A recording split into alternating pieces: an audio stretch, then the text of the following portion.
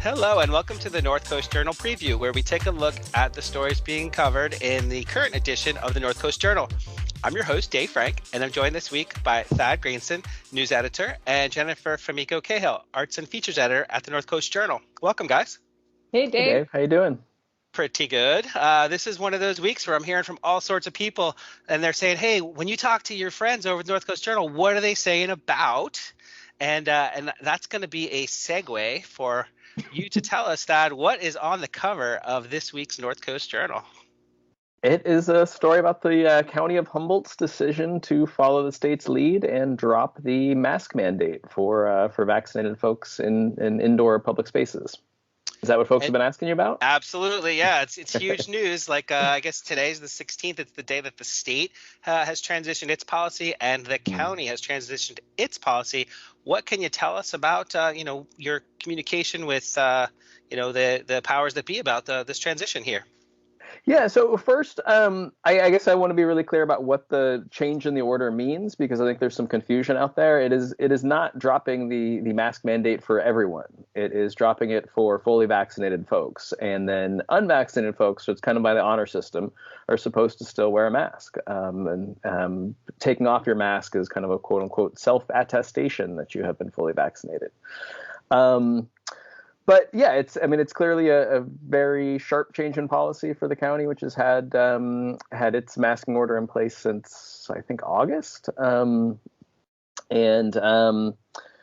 it does, because it is by the honor system, it does create kind of a little bit of a free-for-all atmosphere where I'm sure, some folks are just going to choose not to mask, regardless of vaccination status. And I think as everybody who's been paying attention knows, our numbers, while nowhere near kind of their peak of the Omicron surge last month, remain very high, much, much higher than at any point previously in the pandemic. And so I think there's two schools of thought or two reactions to the news. One is people are, excited to take the masks off, excited to inch toward normalcy. And I think there's another camp of people who are kind of spooked by why we're doing this when our numbers are still so high.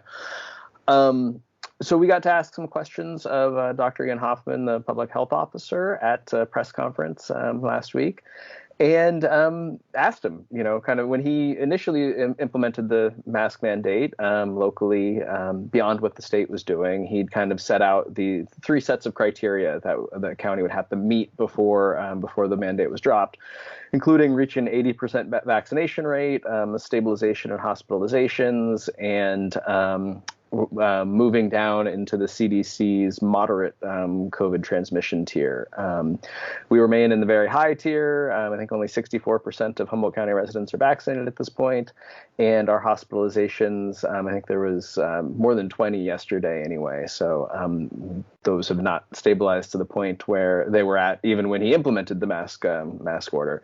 So we asked him kind of why are we doing this? We haven't met any of these benchmarks. And what he said in response, I thought was very interesting. It was kind of a multi-tiered response, but he said, the biggest takeaway was Omicron is different than Delta, and it behaves differently. And so while our infection numbers are really, really high, our hospitalizations, have not spiked the same way they did during Delta. And I thought, a bit more interestingly, we've seen that in the numbers, but he also said that the acuity of even people who are hospitalizations, the acuity of illness is not to the point that it was for Delta. And so even though we still have, like I said, a couple dozen people hospitalized locally, his take was that they don't require kind of the same level of care as they were under Delta.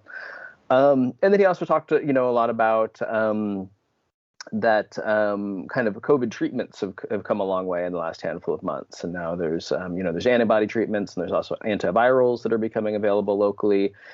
And he really views, where we're at right now is in the midst of this transition to what he calls an endemic phase, where he thinks that more people will be receiving outpatient treatment for COVID. They'll be taking antiviral medications at home, and doing things that stave off hospitalizations, and more testing will take place at home. And essentially, this will begin to transition from a massive public health apparatus response to COVID to more of a at-home and response to COVID, more of an over-the-counter response, if you will. Yeah. So this is not a true full rescinding of the order, because the order is still in place for certain locales. Can you clarify that point also? Yeah, absolutely. The order does not affect schools, healthcare settings, hospitals, congregate living settings, all of those places that are kind of deemed higher risk because of people, in close proximity to each other for long periods of time, or people who have, as a population have higher elevated risk factors. So like nursing and stuff like that. And I think the one of those that is most controversial or gets the most attention is schools, obviously. Yeah. And there was actually a protest that we just learned about at South Fork High School yesterday that led to sheriff's deputies being called to campus to get some protesters off the school grounds. Basically, Hoffman's order doesn't affect schools at all. They're under state order right now to continue masking, and Health and Human Services Secretary Gailey said at a press conference Monday that the state will reevaluate its order for schools by the 28th of February, and so that will remain in place kind of at least till the end of the month, after which it's unclear what the state is going to do. And so, last question on this is, the regulation or requirement has changed, but the recommendation, Dr. Hoffman goes into that a little bit. Could you just put a fine point on that for us? Yeah, I mean, the unequivocal recommendation from every health official right now, local, state, and national, is that everyone in Humboldt County should be masking in public settings. We remain in the very high transmission tier by the CDC's metrics. So the CDC recommends that everybody who lives in an area as such should be masking at all times in public settings. And CDPH, the California Department of Public Health, has followed suit. And Dr. Hoffman was very full-throated in his recommendation that people mask, and that is the right and the sensible thing to do given current conditions.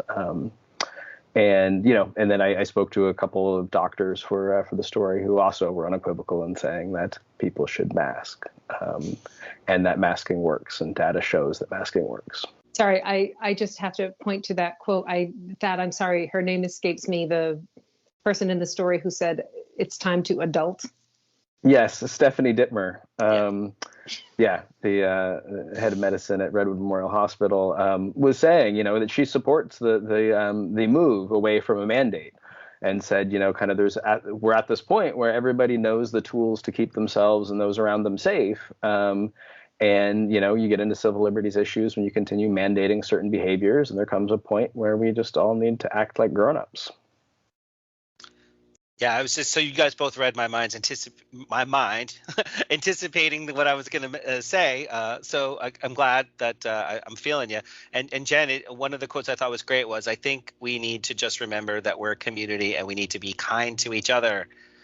People are tired. People's morale is exhausted. As we go forward, we need to just try to be kind to one another to recreate that culture that existed here before the pandemic that wasn't quite so divisive. What a great takeaway quote to end the article with. So thank you for your coverage and continued coverage on how this is developing here in our community. Yeah, absolutely. Thanks, David. I think we can transition a little bit to something that is a statement of, I guess, journalistic, editorial refocusing that's going on when it comes to your coverage of COVID at the North Coast Journal, which I thought was really poignant. Can you tell us a little bit about that decision and what led to it?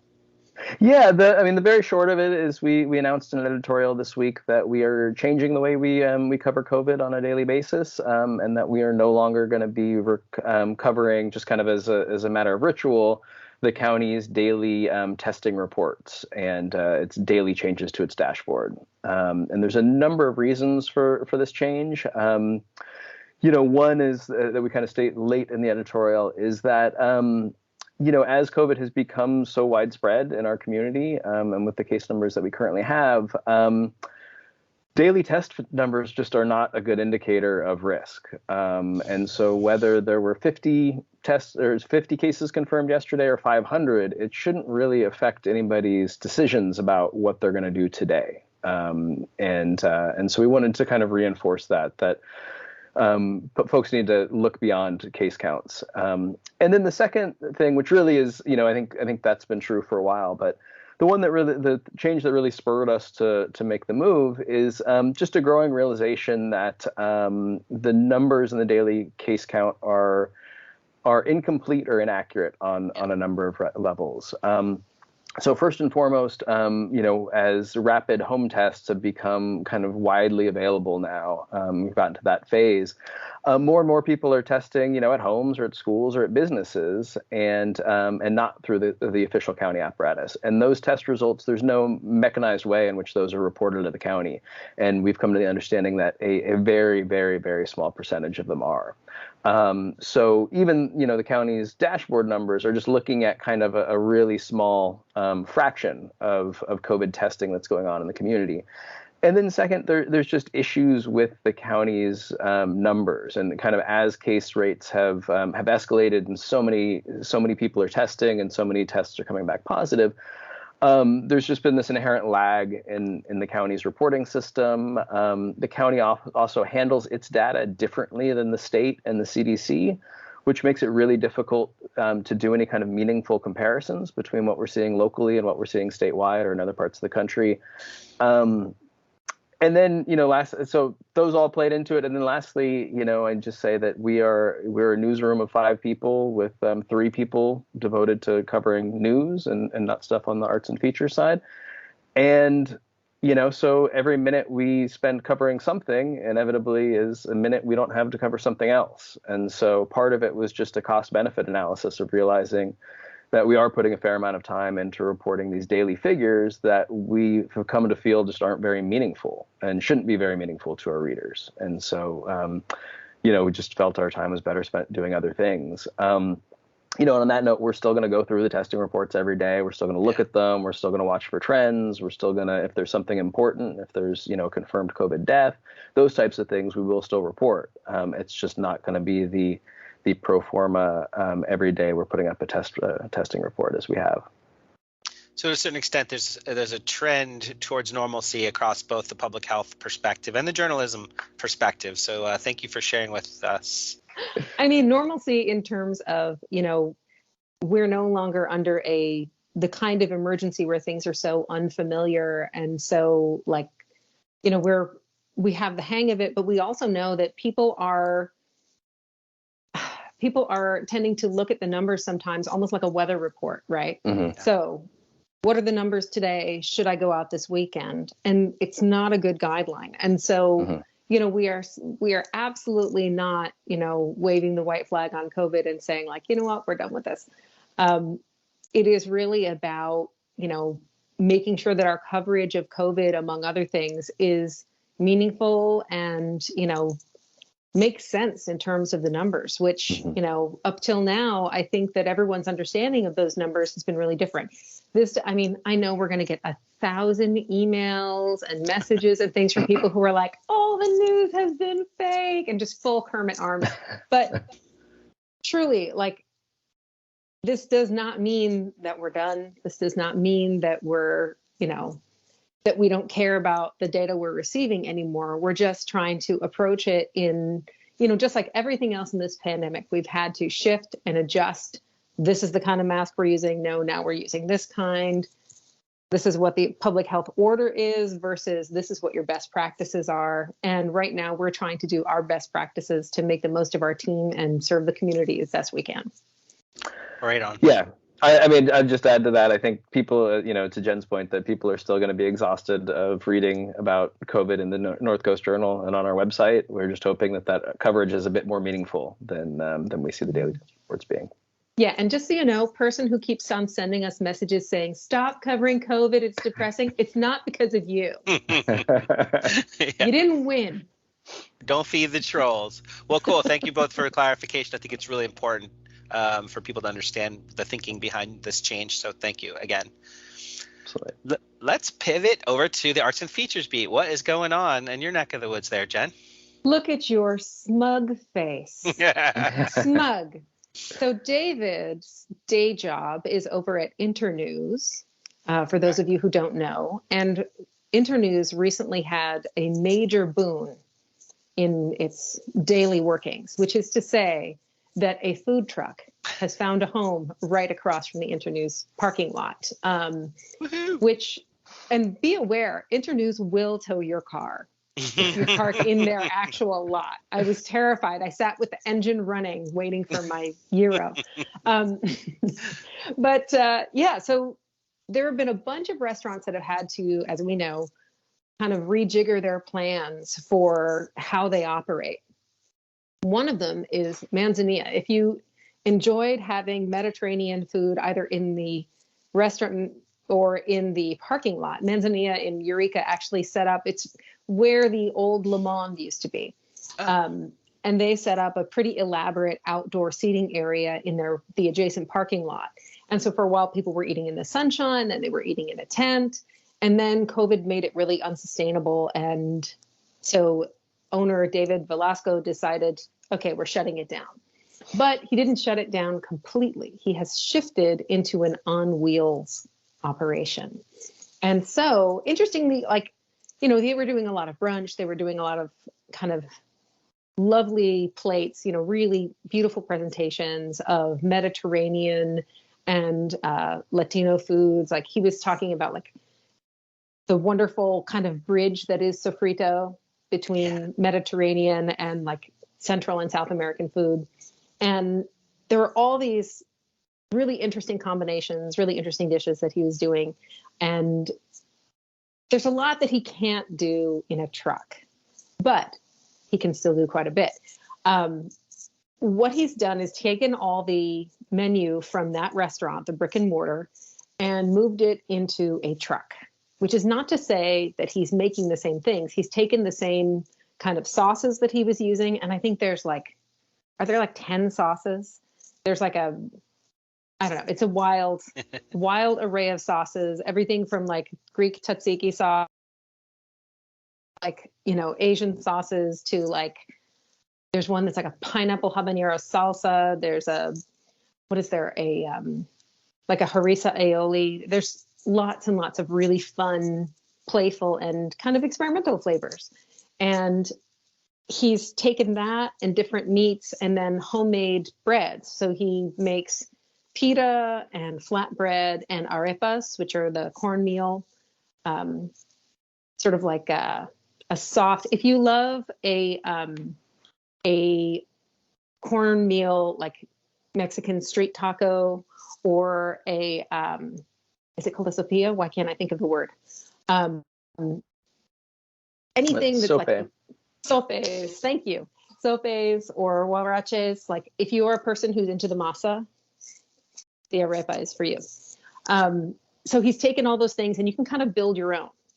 And so you can take a little something from column A and column B and column C, and you get to create your own sandwich. And that is what is across from David's work now. Oh, wow. So now I'm never going to feel sorry for you again, because I know that those sandwiches are right across the street. Anyway, so he's doing this, and he's got this very cool little space age oven situation where he can warm up everything. And he's prepping over at Arcata Kitchen, just a couple blocks away.